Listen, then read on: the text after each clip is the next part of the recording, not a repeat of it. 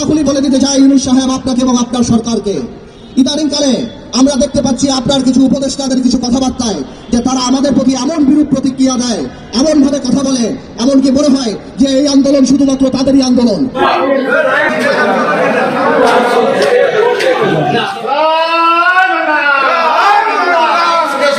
আমি তো একসময় চাইছিলাম যে নৌকার তলাটা ফাটিয়ে দেই, কিন্তু এখন দেখছি ধানের শীষালারা যেরকম লাফালাফি করতেছে একজন ইংল্যান্ডে থেকেই লাফায়।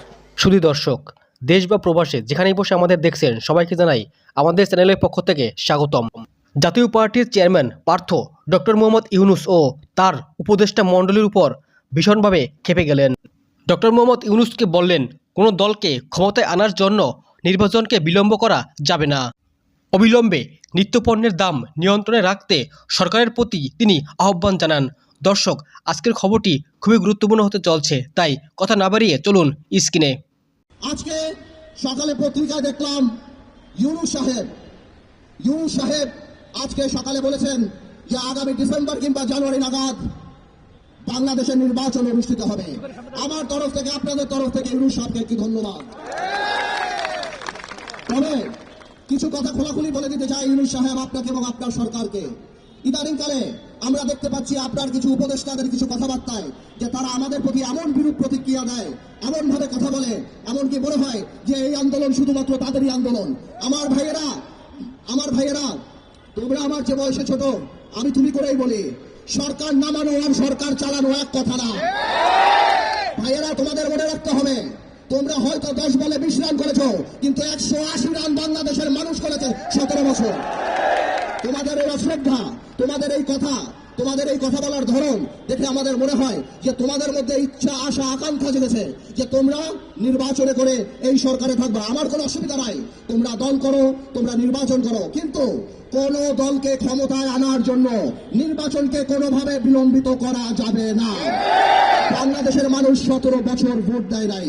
আমরা জনগণের কথা বলি, তোমরা যদি কোনোভাবেও এই সরকারকে প্রভাবিত করার চেষ্টা করো নির্বাচন বিলম্বিত করার জন্য, তাহলে মনে রাখতে হবে যে তোমরা সাধারণ মানুষের বিরুদ্ধে অবস্থান করছো।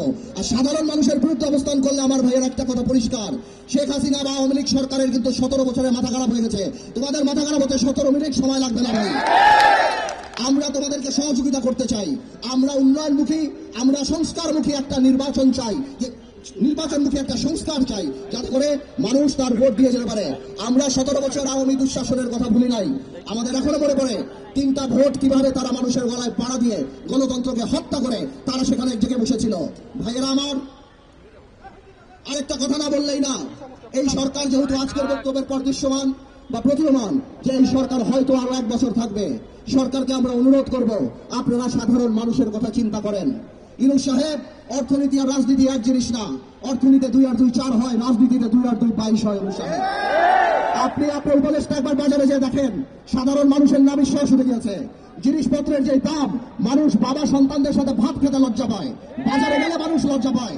ইউনূস সাহেব, আমি বারবার বলেছিলাম আপনাকে জনসম্পৃক্ত কিছু উপদেষ্টা রাখুন। আজকে এখানে যারা বসা, কেউ বাণিজ্য মন্ত্রীর নামও বলতে পারে না। ইউনূস সাহেব, এভাবে করে আপনি হয়তো থাকতে পারেন, কিন্তু আপনার কিন্তু মানুষের কিন্তু ক্ষোভ আপনার উপরে বেড়ে যাবে। আজকে ব্যবসায়ীদের সাথে কথা বলেন, ব্যবসায়ীরা গোপনে আমাদেরকে বলে তাদের অবস্থা এত খারাপ, তাদের ব্যবসা বাণিজ্য হচ্ছে না। গার্মেন্টসের কর্মীদের এই অবস্থা যে কেউ চিন্তা করতে পারে যে কোনো সময় ফ্যাক্টরি বন্ধ হয়ে যেতে পারে। আপনি ব্যবসায়ীদের সাথে বসেন। ইউনূস সাহেব, মনে রাখবেন, আপনারা কাজ করেন, কিন্তু পলিথিন বন্ধ করা, হর্ন বাজানো, গ্লাস সরা, প্লাস্টিকের মগ রাখা, এইসব আপনাদের কাজ না। আপনারা ঠিক করেন আপনারা কি কাজ করবেন। আমরা কথা দিচ্ছি, আমাদের সকল সহযোগিতা আপনারা পাবেন। আরেকটা কথা ইউনূস সাহেব না বললেই না, এখনো আমরা দেখি আওয়ামী শাসন আমলের দুর্নীতিবাজরা ঘুরে বেড়াচ্ছে। আপনি দরবেশ সালমান রহমানকে অ্যারেস্ট করেছেন, এই জন্য আপনাকে আমরা সাধুবাদ জানাই, কিন্তু সামিটের আজিজ খানকে আপনি এখনো ধরতে পারেন নাই। আপনি এসালামের মতো মানুষকে এখনো ধরতে পারেন নাই। আমরা শুনি তারা নাকি বীর দল করে বিদেশে ঘুরে বেড়ায়। আপনি এখানে আসছেন, সারা বাংলাদেশে, সারা পৃথিবীতে 8-10টা মানুষ থাকলেও আপনার প্রোফাইল সবচেয়ে বড়, আপনি সেটা ব্যবহার করেন। তাদেরকে দেশে নিয়ে আসেন। বাংলাদেশের মানুষ দেখতে চায় এই অর্থনৈতিক রাষ্ট্রদ্রোহিতা যাদের, তাদের বাংলাদেশের মাটিতে ফাঁসি হচ্ছে। যারা বাংলাদেশ দেশের মানুষের লক্ষ কোটি টাকা চুরি করে বিদেশে পাচার করছে, আর এই দেশের মানুষ ব্যাংকে টাকা উঠাতে পারবে নাকি সেই নিয়ে চিন্তিত থাকে। তাদের বিচার করতে হবে। এখনো যারা পালিয়ে গিয়েছে, ইউনূস সাহেব, আমি জিজ্ঞেস করতে চাই, কেন তাদের সম্পত্তি আপনি প্রয়োগ করছেন না?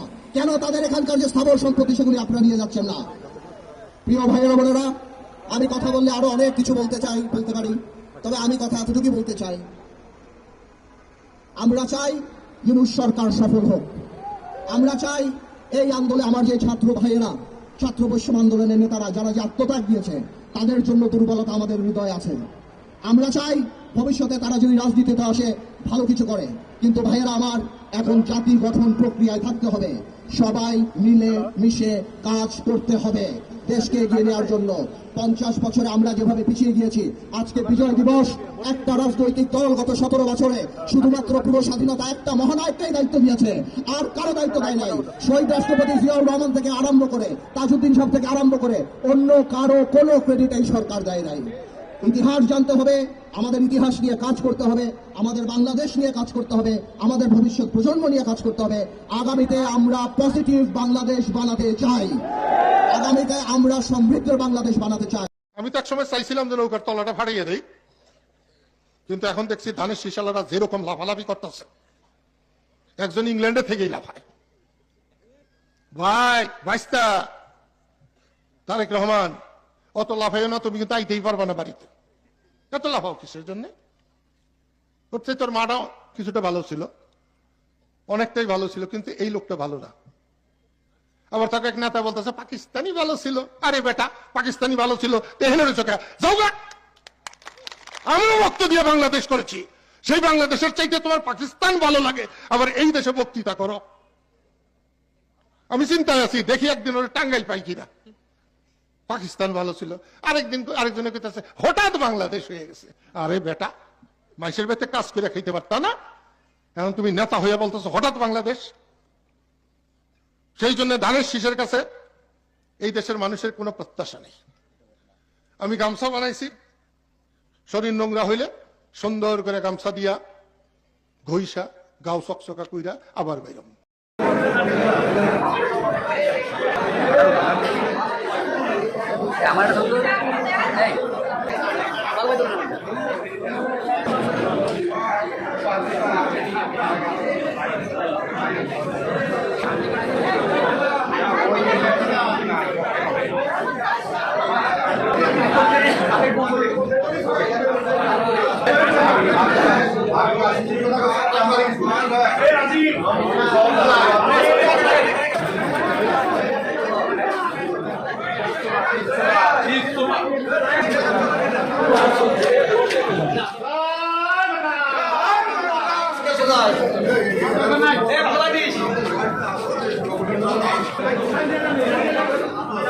আবার ঠিক আছে।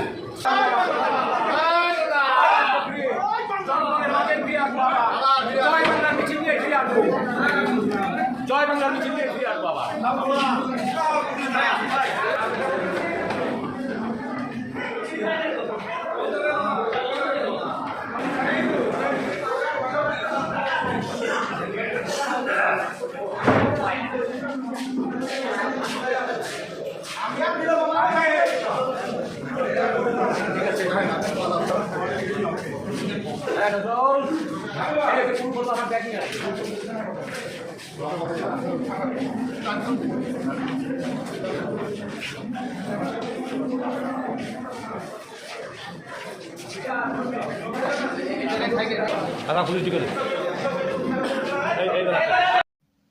দর্শক, এতক্ষণ খবরটি দেখার জন্য আপনাকে ধন্যবাদ।